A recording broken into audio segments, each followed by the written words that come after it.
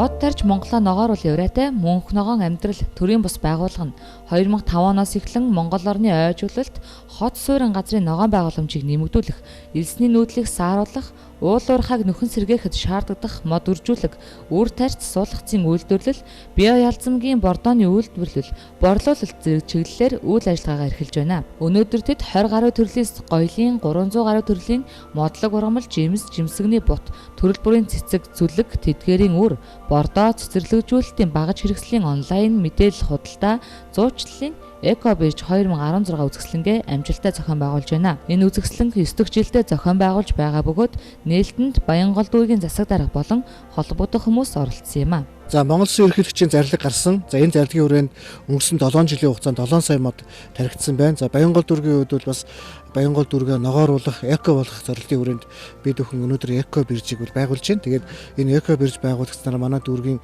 иргэд аж ахуй нэгж байгууллагууд эндээс одоо суулгац үрсэлгээ авч мөн өмнөх жил тарьсан одоо модоо сэргээж ингэж одоо арчилгаа бас зохион байгуулдаг байгаа. За энэ жилийн үед мод тарих хадрыг угтаад эко биржээр дамжуулж энэ төрөл бүрийн одоо мод утсуугийн үрсэлгээг иргэдэд худалдаалах мөн иргэдэд бас мод тарих өдрийг угтаад нийт Баянголчуудаа мөн нийслэлчүүдтэй манай дүүргийн энэ эко биржээр үйлчлүүлээрэй гэж уриалж байна.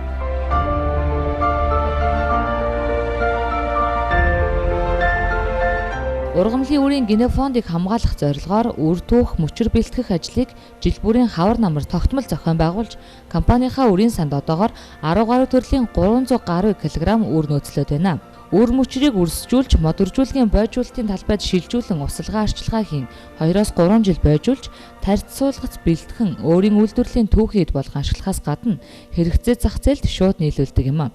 Одоогийн байдлаар мод үржүүлгийн талбайд нь 20 төрлийн 160 гаруй мянган ширхэг навчит модны суулгац борлуулалтанд бэлэн байна.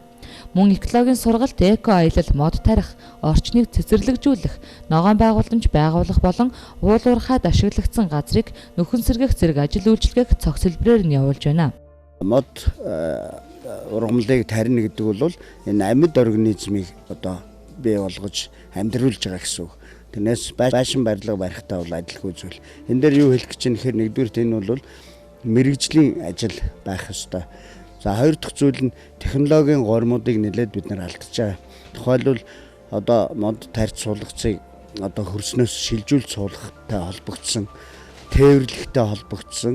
Тэгээд дараа нь одоо модоо зөв тарих, тарьсны дараах арчилга